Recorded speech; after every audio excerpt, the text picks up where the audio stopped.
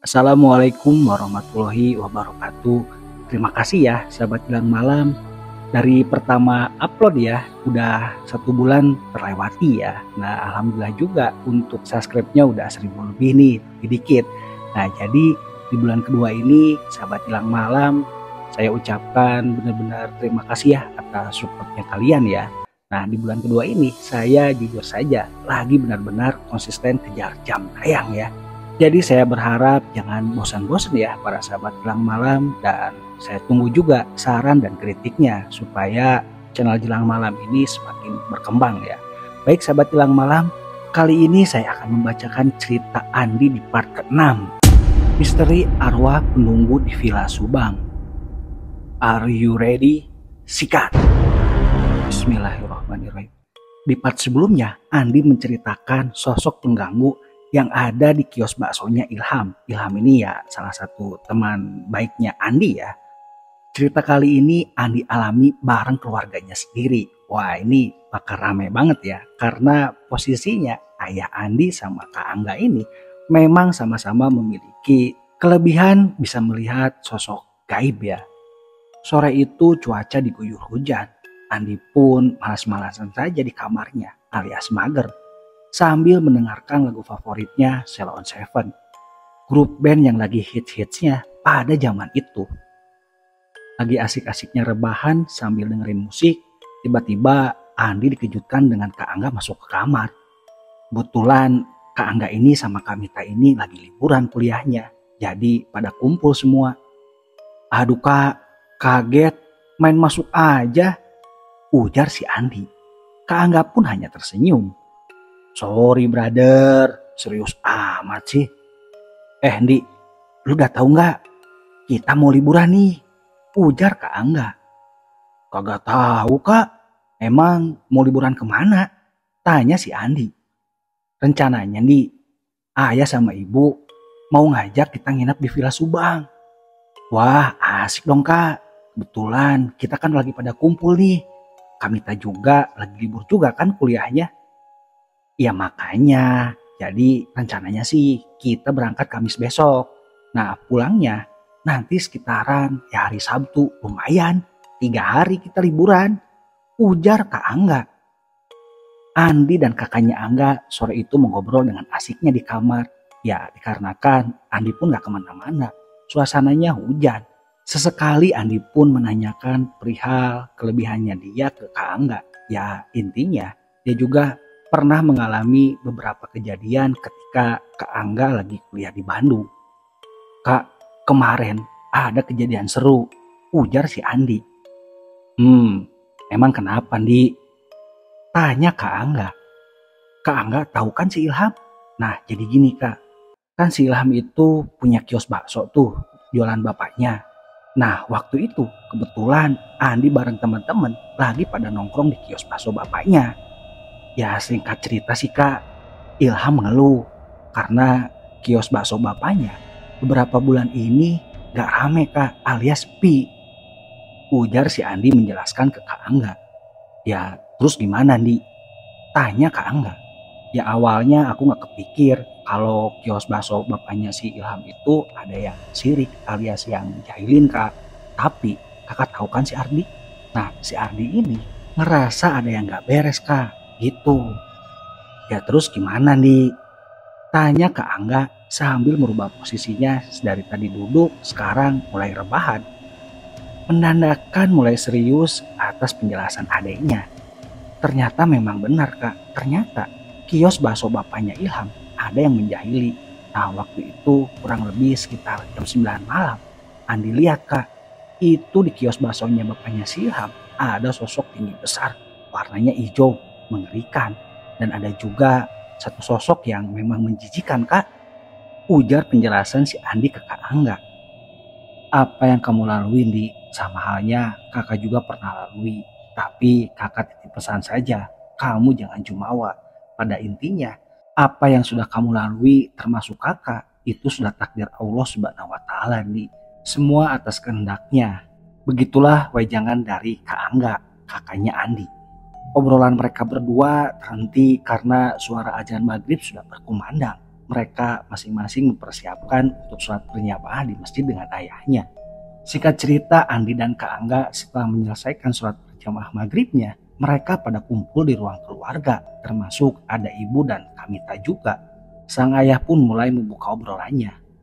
Jadi begini anak-anak, kebetulan ayah ada rezeki nih sama ibu. Ayah mau ngajak kalian untuk liburan di villa yang ada di Subang. Gimana menurut kalian?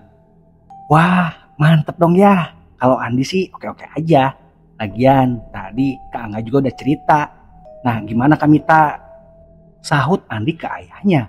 Iya hayu, lagian Kamita juga Andi. Sekarang kan lagi libur. Ya sesekali kan kita lagi kumpul semua nih. Jadi momennya pas. Jawab Kamita sambil memainkan handphonenya. Menjelang malam mereka mengobrol asik selayaknya keluarga yang sedang berkumpul. Jarang-jarang mereka bisa lalui momen-momen seperti ini dikarenakan Mita Angga sekarang posisinya sudah kuliah di Bandung. Akhirnya malam itu keluarga Andi sepakat untuk berliburan ke villa yang ada di Subang. Andi bersama keluarganya berencana berlibur 3 hari 3 malam. Ngomong-ngomong sahabat Tilang Malam, ada yang tahu kota Subang nggak? Yuk kita bahas dulu tentang Kabupaten Subang ya. Kabupaten ini dilintasi Jalan Pantura, jalan tol Trans Jawa, yaitu jalan tol Cikopo Palimanan atau Cipali. Namun ibu kota ini, Kabupaten Subang, tidak terletak di jalur ini. Jalan Pantura di Kabupaten Subang merupakan salah satu yang paling sibuk di Pulau Jawa. Kecamatan yang berada di Jalan Pantura ini diantaranya Kecamatan Ciasem dan Kecamatan Pemanukan. Selain dilintasi jalur Pantura, Kabupaten Subang dilintasi pulau jalan alternatif Sadang Cikamurang yang melintas di tengah wilayah Kabupaten Subang dan menghubungkan Sadang di Kabupaten Purwakarta dengan Kecamatan Tomo di Kabupaten Sumedang. Jalur ini sangat ramai, terutama pada musim libur seperti Lebaran. Kabupaten Subang yang berbatasan langsung dengan Kabupaten Bandung di sebelah selatan dan memiliki akses langsung yang sekaligus menghubungkan Jalan Pantura dengan Kota Bandung. Jalur ini cukup nyaman dilalui dengan panorama alam yang amat indah berupa hamparan kebun teh yang udaranya sejuk dan melintasi kawasan wisata air panas Ciater dan Gunung Tangkuban Perahu. Ada yang pernah belum ke Tangkuban Perahu? Penduduk Kabupaten Subang pada umumnya adalah suku Sunda yang menggunakan bahasa Sunda sebagai bahasa sehari-hari.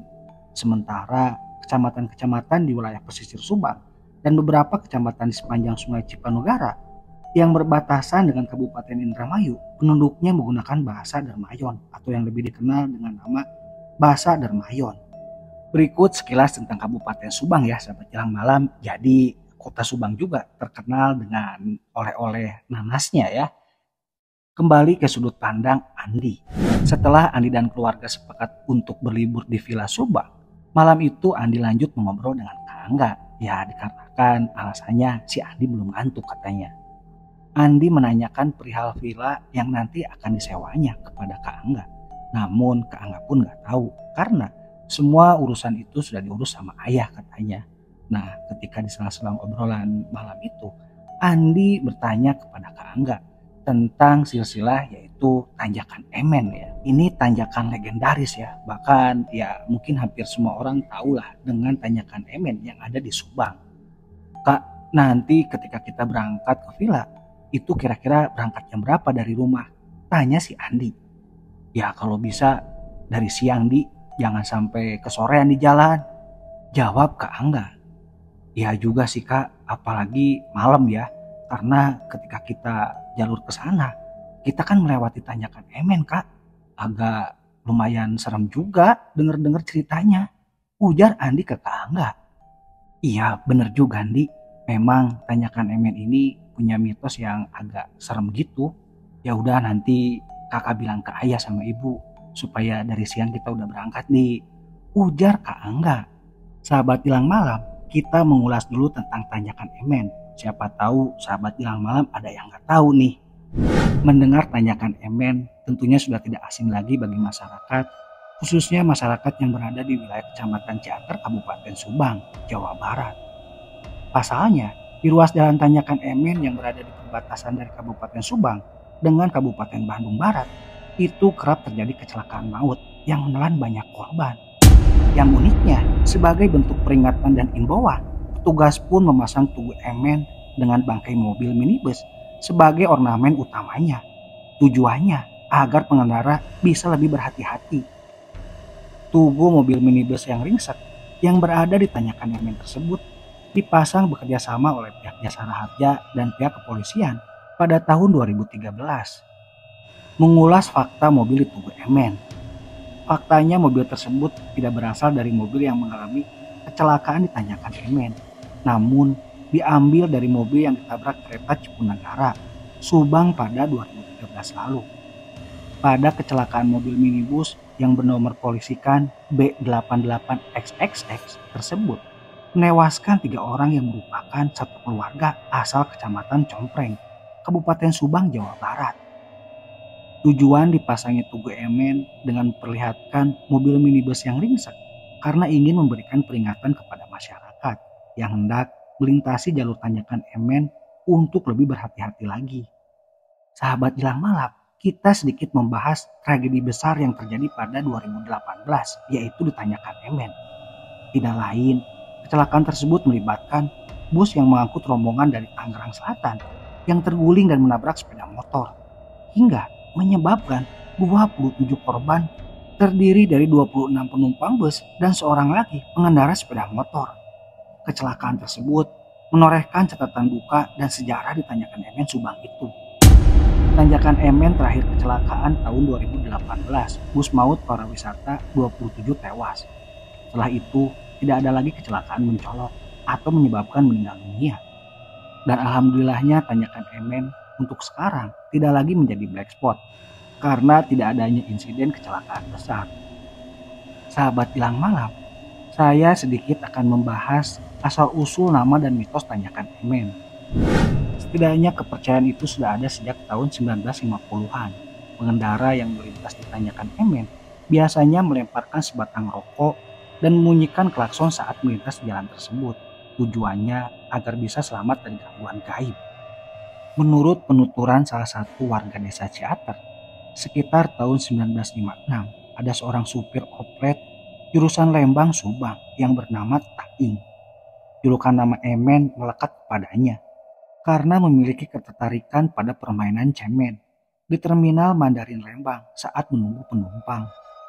Saat itu Taing atau Emen tidak meninggal di lokasi kejadian saat opletnya berpenumpang 12 orang yang dikemudikannya mengalami kecelakaan hingga terbakar pada tahun 1956.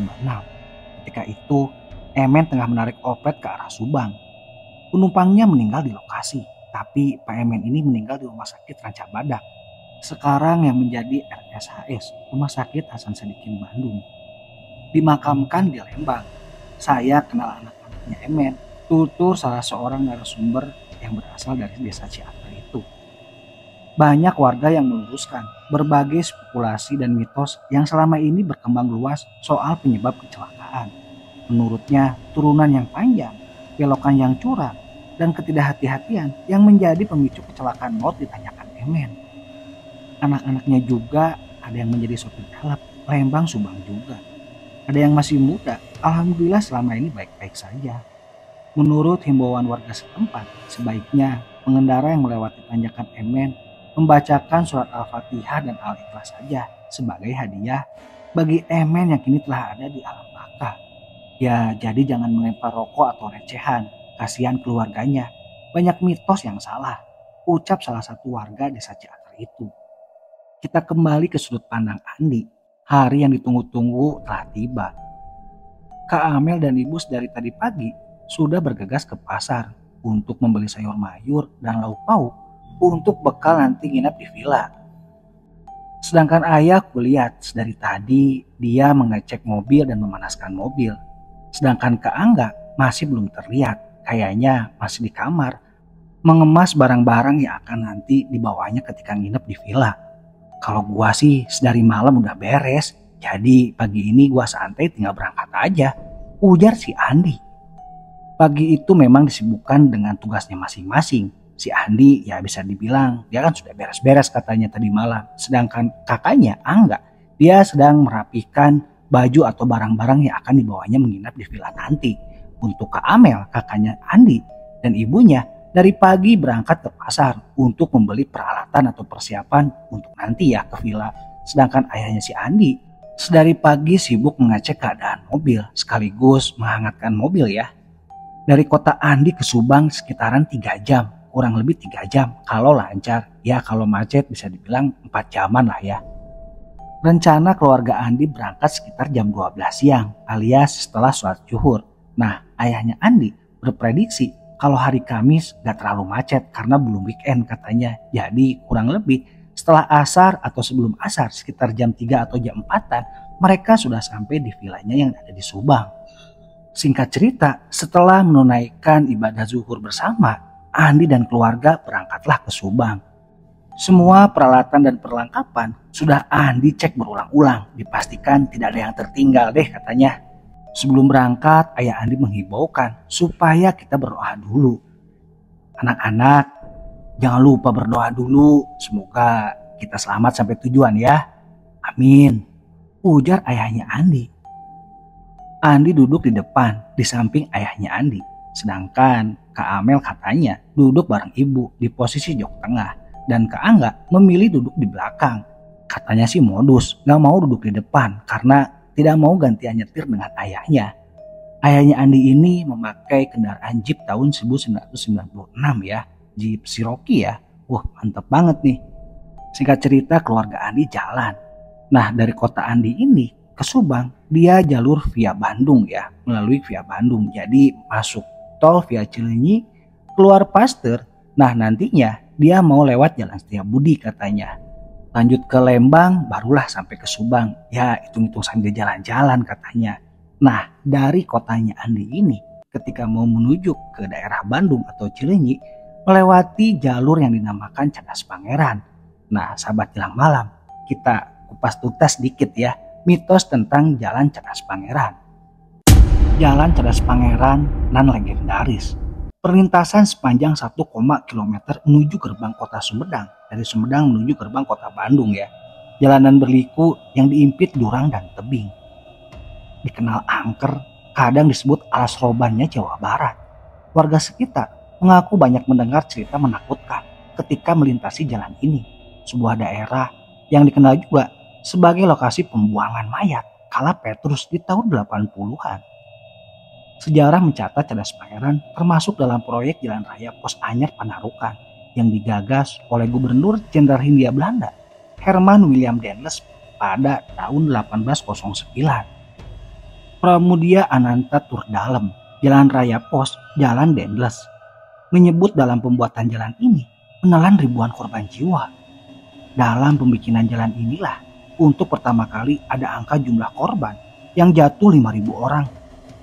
Nama Cadas Pangeran diambil dari nama Bupati Sumedang, Pangeran Kusuma Dinata, atau yang lebih dikenal sebagai Pangeran Kornel. Namanya dikenang lantaran menurut cerita rakyatnya, ia berani menghadapi Dendles yang tengah menginspeksi proyek ke Sumedang. Ia menyambut kedatangan Dendles dengan menyelaminya menggunakan tangan kiri, sedangkan tangan kanannya memegang hulu keris naga sasra. Kini, keris naga sasra ini milik Pangeran Kornel itu masih tersimpan rapi di Museum Prabu Gesan Ulun. Pada pertemuan itu, konon Pangeran Kornel menyampaikan kepada Dendles bahwa pembangunan di wilayah itu memang sukar dilaksanakan. Kepada Dendles, Pangeran Kornel menegaskan siap membela habis-habisan rakyatnya jika proyek itu tetap dilakukan. Singkat cerita, Dendles kan terkenal sebagai mas galak, kejam. Mendengar ujaran dari Pangeran Kornel karena aura karismatik yang lebih kuat akhirnya, Jenderal Dendles ini menerima penjelasan. Pertemuan keduanya itu sangat heroik dan menjadi kebanggaan bagi masyarakat Sumedang. Sampai akhirnya diabadikan menjadi monumen di Cadas Pangeran. Sahabat Jelang Malam, itu penjelasan tentang sejarah Cadas Pangeran ya. Sedikit saja, mungkin masih banyak ya cerita-ceritanya ya. Nah, di Jalan Cadas Pangeran ini banyak diceritakan cerita misteri yang sering dialami pengendara ketika melintas Cadas Pangeran. Saya akan menceritakan 6 cerita mistis yang berada di Cadas Pangeran. Batu nisan tanpa nama. Di sekitar Cadas Pangeran terdapat beberapa makam dengan batu nisan tanpa nama. Warga setempat meyakini makam tersebut tempat peristirahan terakhir para pekerja paksa pada masa Gubernur Jenderal Hindia Belanda Herman William Dendles. Dendles memerintahkan pembangunan Jalan Raya Pos Anyar Panarukan tahun 1808. Sebagian kecil di antaranya ruas jalannya melewati kawasan Cadas Pangeran. Bahkan kawasan Cadas Pangeran terdapat batu yang juga diyakini sebagai pelintasan Pangeran Kornel atau Pangeran Kusumadinata, Bupati Sumedang yang menantang kesewenang-wenangan Dendles terhadap masyarakat Sumedang yang menjadi pekerja paksa pada pembuatan Jalan Cadas Pangeran. Konon, jalan raya yang banyak dilalui kendaraan besar maupun kecil tersebut bisa tetap berdiri kokoh di lereng pegunungan. Konon berkat adanya senjata Trisula yang digunakan sebagai penyangga. Trisula itu disusupi 3 siluman, yakni ular, kera, dan harimau. Konon bila ada orang yang angkuh, sombong, dan tidak mempercayai keberadaan mereka, maka dia akan didatangi langsung makhluk tak kasat mata itu. Air keramat dan ular raksasa. Sebuah pipa bambu mengalirkan air bersih di salah satu bagian jalan Cadas Pangeran. Konon air pegunungan dikeramatkan dan diyakini berkhasiat menyembuhkan penyakit. Bahkan menurut penuturan warga setempat, air itu memiliki wangi yang berbeda dari air kebanyakannya. Di lokasi sekitar tempat itu tersebut kerap kali muncul ular raksasa. Kabarnya ada seorang sopir yang kecelakaan lantaran mencoba menghindari sang ular yang badannya membentang menghalangi jalan raya. Mitosnya, ular besar yang juga berjenis piton atau boa tersebut hidup di dasar jurang di samping jalan Cadas Pangeran. Sang ular disebutkan memakan mayat sisa korban kecelakaan atau pembunuhan. Dan pada zaman dahulu, ular ini memakan mayat korban kerja paksa pembuatan jalan. Dulu ketika kendaraan yang melewati Cadas Pangeran belum seramai sekarang, ada mitos bahwa pengendara dan warga yang melewati jalan tersebut harus menyalakan dan melempar rokok atau koin ke jurang di pinggir jalan. Ini semacam perizinan untuk melintas agar tidak diganggu makhluk astral penghuni jalan Cadas Pangeran. Tentu saja, bacaan doa penolak bala dan mara bahaya juga tak putus dirapalkan saat akan melintas. Menurut cerita masyarakat setempat, arwah para pekerja paksa dan korban pembunuhan yang mayatnya dibuang di sekitaran Cadas Pangeran serta makhluk halus lain penunggu jalan itu bergentayangan mengganggu para pengguna jalan. Seorang sopir angkot bercerita ada sosok hitam menempel di kaca belakang mobilnya. Hei, serem! Ketika dia nekat pada malam hari melewati jalan Cadas Pangeran, bagian atas yang dibangun di bawah perintah Dendles. Tikungan angker. Jalan Cadas Pangeran memiliki tikungan angker. Sering terjadi kecelakaan di tikungan itu. Salah satunya adalah kecelakaan yang menimpa mobil berisi sekelompok perempuan yang hendak berwisata ke Sumedang. Ketika sampai di tikungan tersebut, rem mobil yang mereka tumpangi ternyata blong. Mobil masuk jurang. Sebagian besar penumpangnya tewas di lokasi kejadian. Setelah kecelakaan, warga sekitar sering melihat penampakan para perempuan yang menjadi korban kecelakaan tersebut. Tidak hanya itu, banyak kejadian aneh yang terjadi di tikungan tadi. Banyak kendaraan yang mendadak mati ketika melintasi tikungan tersebut. Hingga beberapa pengemudi mobil melihat sekelompok perempuan di kursi belakang mobilnya yang tiba-tiba muncul dan menghilang begitu saja. Sosok perempuan dan kepala melayang. Konon ada cerita seorang ibu hamil yang sedang dibonceng motor diikuti kepala yang melayang dari belakang. Pengendara melihat sosok tiba-tiba menyeberang di jalan, namun menghilang ketika sampai di seberang. Ada juga yang pernah melihat bayang-bayang berterbangan dari satu pohon ke pohon lain di hutan Cadas Pangeran. Selain itu, warga setempat dan pengendara pun sering dikagetkan dengan kemunculan perempuan pada tengah malam. Sosok perempuan itu mencenggat pengendara dengan melambaikan tangan. Kembali ke sudut pandang Andi. Akhirnya tidak terasa Andi dan keluarganya sudah keluar tol Pasteur. Andi dan keluarganya menuju ke arah Jalan Setiabudi. Di perjalanan itu, Andi pun menawarkan ke ayahnya. Ketika sudah keluar tol Pasteur, Andi bilang katanya supaya bisa bergantian untuk menyetir. Akan tetapi ayahnya juga bilang tanggung katanya Andi. Karena setelah Pasteur ini Setiabudi, baru Pasar Lembang. Setelah Lembang, baru sebentar lagi menuju ke Subang katanya. Tanggung karena di Subang itulah villa yang dituju keluarga Andi. Andi melihat Kak Angga tertidur. Sama juga halnya dengan ibu dan Kak Amel. Tertidur juga. Ya tapi gak apa-apa. Kalau aku sih gak mau tidur. Karena posisinya ada di depan kan. Ya hitung-hitung nemenin ayahnya katanya supaya ada teman ngobrol dan tidak mengantuk.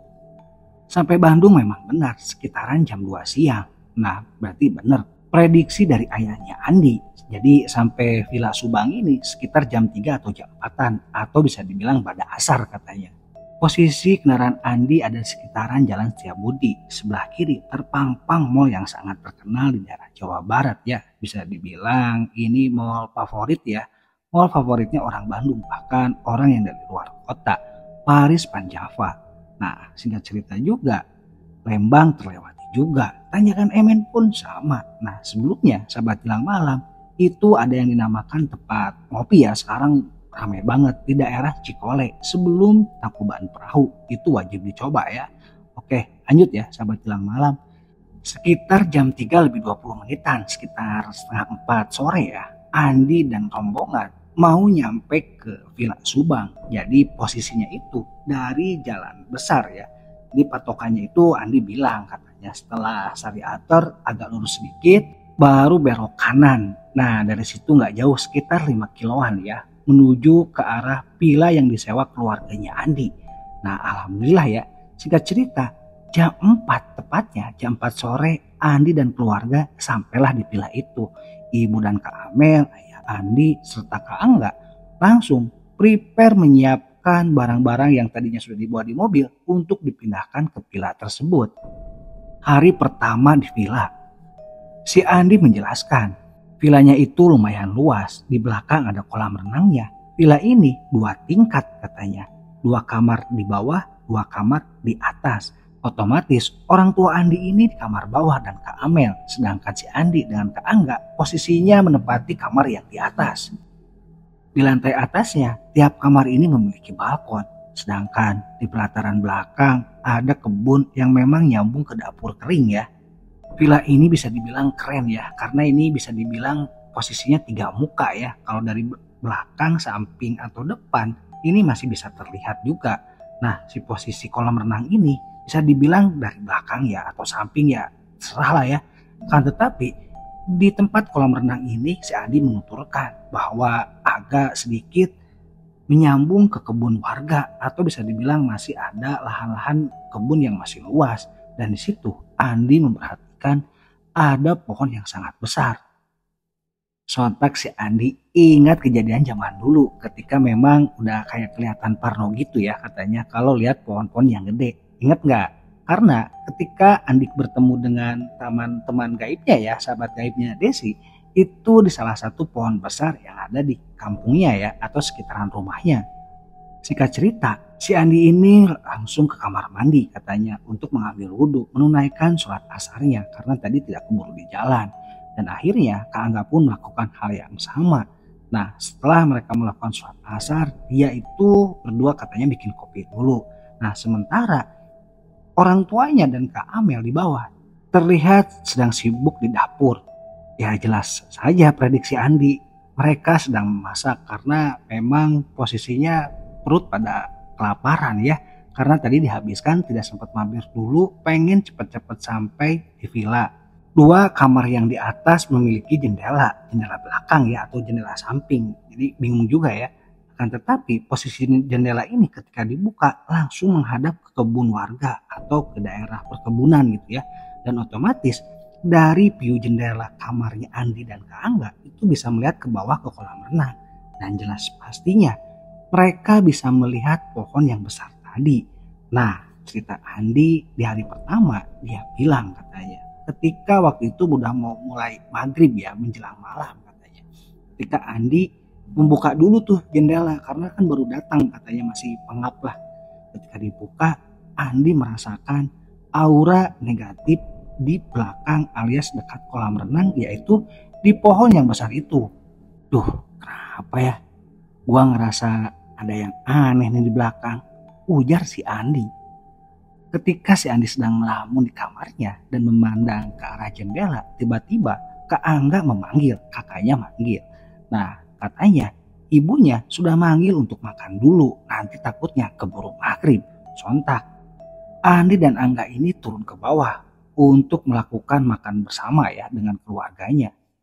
Singkat cerita, setelah makan, ayahnya Andi ini menginstruksikan ke anak-anaknya bahwa nanti setelah sholat isya katanya akan diadakan acara barbeque bakar-bakar di samping villa yang posisinya dekat kolam renang. Otomatis yang dekat pohon besar itu. Andi agak sedikit gimana ya, karena Andi tahu tadi sebelum turun untuk melakukan makan bersama, Andi merasakan hal aura negatif yang sangat besar di lokasi pohon yang dekat kolam renang itu. Nanti sehabis isya kita barbekyuan ya, ujar ayahnya si Andi. Nanti bakar-bakarnya di sebelah mana ya?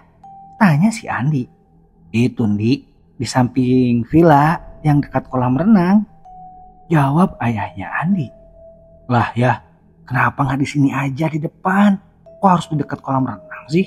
Gelap tahu ya, ujar Andi lagi, agak sedikit memaksa dan memohon agar supaya melakukan barbekyunya itu di depan katanya. Posisinya ya di depan villa lah ya. Tadi sangka Kak Amel menyambar.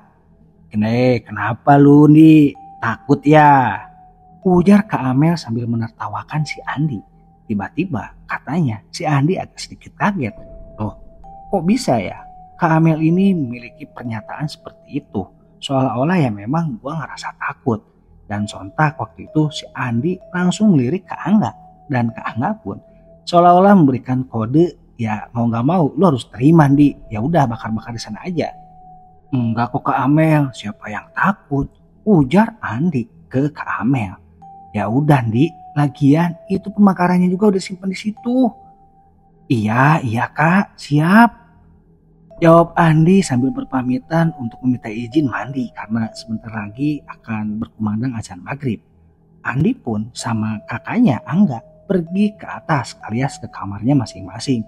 Dan untuk masuk ke kamar mandi alias mandi bergantian. Karena di lantai atas itu kamar mandinya cuma satu, beda dengan yang di bawah. Kamar mandi ada salah satu kamar mandi yang di luar, ada juga kamar mandi yang memang nyatu dengan kamar.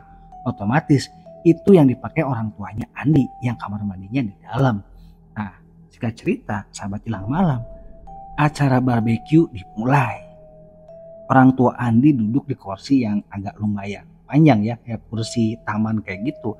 Sedangkan Kak Amel, Kak Angga, dan si Andi lagi sibuk seperti kayak bikin api bara gitu kan. Dan Kak Amel ini lagi nusukin beberapa sosis, beberapa slice daging, dan menyiapkan sayur-sayurnya. Keluarga Andi ini memang malam itu benar-benar bahagia ya, karena bisa kumpul bareng sekeluarga dan melakukan liburan bareng.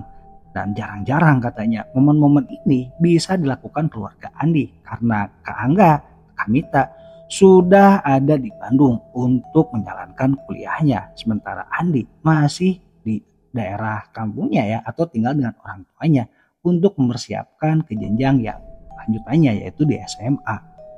Malam itu obrolan pun dibuka sama kakaknya Andi. Ya, ayah dapat villa ini dari mana ya? Tanya Angga. Oh, ini enggak.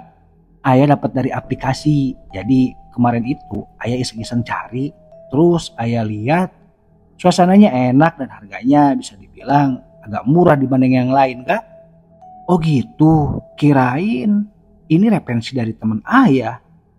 Bukan enggak, ayah lihat dari aplikasi. Tiba-tiba aja si Adi gak enak perasaan. Wah, gak bener nih bokap gua. Alasan ngambil di sini karena murah. Pantas aja banyak aura-aura negatif ya. Tuh, kakak gua ngerasain gak ya? Apa mungkin bokap gua juga gak ngerasain? Harusnya sih ngerasain. Atau mungkin juga karena mereka punya kelebihan, dia merasa santai saja. Ujar si Andi dalam hatinya. Tak terasa malam pun terus semakin larut ya. Nah, jadi keluarga Andi ini ya dia menikmati liburannya di villa yang ada di Subang. Nah, jadi malam itu sambil barbeque, makan bareng ya sambil ngemil. Si Andi lihat sekitaran jam 9 malam. Nah, di situ ibunya pamit duluan untuk ke kamar karena beralasan katanya dingin banget. Termasuk kakak perempuannya juga si Andi masuk ke kamar juga. karena memang daerah Subang ini bisa dibilang dingin banget ya. Kalau malam sore aja udah dingin. Nah, lanjut. Ketika cuman tinggal bertiga, ayahnya Andi, si Andi dan kakaknya Angga, mereka sambil beres-beres, sambil ya memasukkan lagi makanan atau barbekyuannya yang tidak termakan lah ya. Tiba-tiba saja mereka dikagetkan dengan mencium bau aroma bunga apa ya? Bingung kata si Andi, bilang bunga melati pun bukan. Ya aroma bau bunga gitulah, bau kembang katanya. Sontak saja mereka bertiga ini saling berpandangan. Dan yang anehnya, Andi itu langsung melihat sosok putih, tinggi, agak tinggi katanya ya. Waktu itu ada di samping pohon yang besar itu. Dan anehnya, kakaknya Angga dan ayahnya tidak bisa melihatnya. Astagfirullah. Ya kak, itu lihat gak sosok putih yang ada di bawah pohon besar itu? Tanya si Andi. Ayahnya Andi sama kakaknya cuma celak-celak saja, seolah-olah memang tidak melihat. Angga baru menyadari, ternyata Andi ini memiliki kelebihan yang berbeda dibanding ayah dan kakaknya. Mana Andi? Sebelah mana? Ayah gak lihat. Ujar ayahnya Andi. Bahkan kakaknya juga bilang, sebelah mana Andi? Kalau kakak sih cuma bisa ngerasain aja. Ya udah, ayo ya, kita beres-beresnya nanti aja, sebisa yang dibawa aja. Karena ini udah nggak bener nih. Si Andi masih merasakan dan masih melihat bahwa sosok putih itu, ya jelas pasti sosok perempuan, masih ada di bawah pohon besar itu. Sedangkan tetap ayah dan kakaknya si Andi ini tidak bisa melihat keberadaannya. Akhirnya singkat cerita, mereka pun masuk ke villa. Angga, Andi, ayah pesan, kalian langsung istirahat karena tadi sudah capek, langsung tidur saja. Perihal yang tadi jangan terlalu dipikirkan. Mungkin dia ngerasa terganggu ya karena kita terlalu berisik, ujar ayahnya mereka. Andi dan Angga pun mengiyakan instruksi atau perintah dari ayahnya. Akhirnya singkat cerita, mereka berdua naik ke atas. Setelah Angga bersih-bersih di kamar mandi, lanjut sama Andi, mereka pun tidak ada obrolan, langsung istirahat karena memang capek banget katanya. Si Andi dikagetkan dengan ada panggilan, memanggil-manggil di arah jendela, otomatis di arah belakang ya. Andi pun dengan sigapnya, dengan seriusnya, dia ke bawah untuk menghampiri karena Andi pede aja, ini ada apa, gue harus berani, tanpa membangunkan kakaknya Angga dan memberitahukan kepada orang tuanya, apalagi Andi ini nggak berani katanya. Akhirnya dia sontak ke bawah dan mendatangi suara yang agak sedikit lirih itu. Memang keberadaannya ada di sekitaran pohon besar yang ada dekat kolam renang. Andi melihat sosok warna putih itu sedang duduk di kursi yang bisa dibilang ya ada kursi-kursi gitulah ya, yang buat cuman 2 orang gitu, kayak papan gitu. Dan posisinya lagi membelakangi. Nah ini merinding ya, aku juga merinding. Posisinya di situ Andi pede aja katanya. Ketika Andi mau semakin dekat, tiba-tiba itu pas Andi tanya, dia bilangnya kayak gini katanya. Maaf Mbak, malam-malam gini apa tadi Mbak yang manggil saya? Tanya si Andi. Itu ketika Andi ngomong seperti itu, tidak ada jawaban. Karena sosok perempuan itu mematung, tapi Andi udah tahu bahwa itu adalah makhluk gaib. Tiba-tiba dia bukannya menjawab, malah menangis dengan pilunya. Si Andi bercerita kayak gitu. Andi sontak mundur 3 langkah. Mundur karena memang takut. Nah, ketika posisinya seperti itu, Andi nanya lagi. Bahkan dia mengintimidasi alias seolah-olah mengancam. Oh, ternyata kamu jin yang mau mengganggu keluargaku. Andi bilang kayak gitu. Kalau begitu saya akan musnahkan katanya. Nah, beberapa detik ketika Andi ngomong seperti itu, tiba-tiba Andi dikagetkan. Dari sosok belakang ada yang menangkapnya, ada seolah-olah yang merangkul Andi dengan kuncian yang sangat kuat. Ketika Andi melirik, itu sosoknya orangnya tinggi besar, gede gitu kan, tapi kepalanya adalah kepala kambing. Kalian bisa bayangkan ya, sobat Jalan Malam, Andi cerita. Bahkan Andi dalam hatinya, ya Allah, ini kenapa kayak gini? Terus kenapa ketika gue panggil Desi nggak datang.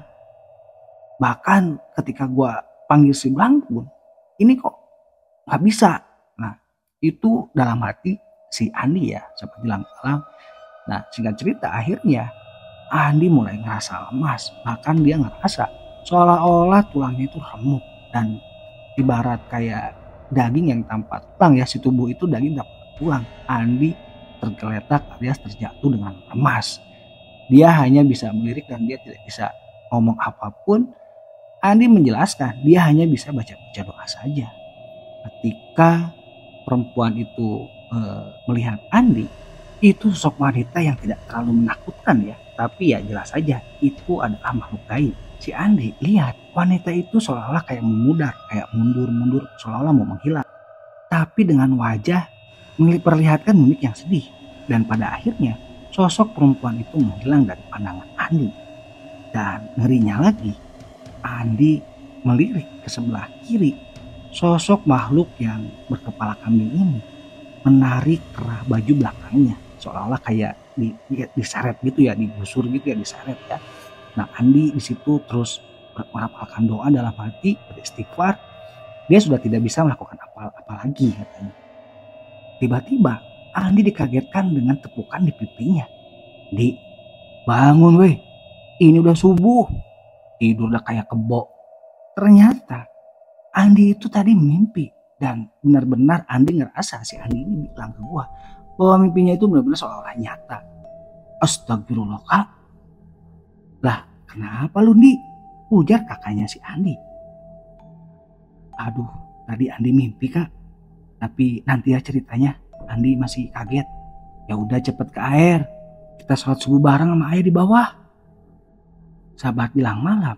Ternyata kejadian yang dialami Andi tadi hanyalah seolah-olah lagi bermimpi ya. Tapi Andi meyakini kalau yang tadi di mimpinya itu adalah benar-benar dia melaluinya dengan nyata gitu kan. Nah Andi pun ngerasa di hari keduanya akan banyak kejadian-kejadian yang menimpa Andi khususnya ya. Karena Andi ngerasa yang cuman bisa lihat katanya hanya dia saja. Ternyata ayahnya dan kakaknya itu enggak, hanya cuman bisa merasakan saja keberadaan makhluk astral. Beda dengan Andi. Nah baik sahabat Hilang Malam, di hari kedua di Pila Angker yang ada di Subang, itu di cerita selanjutnya ya, di part ke-7. Jadi untuk cerita kali ini cukup sekian dan terima kasih ya. Nah baik sahabat Hilang Malam, mohon maaf apabila ada kata-kata yang tidak mengenakan, ada yang salah, ada yang kurang, mohon dimaafkan. Nah tidak lupa juga buat sahabat Hilang Malam yang belum subscribe, segera di subscribe ya. Dan tekan tombol loncengnya. Jangan lupa juga di like dan di share ya. Nah sahabat Hilang Malam, sekian dulu dari saya. Wassalamualaikum warahmatullahi wabarakatuh.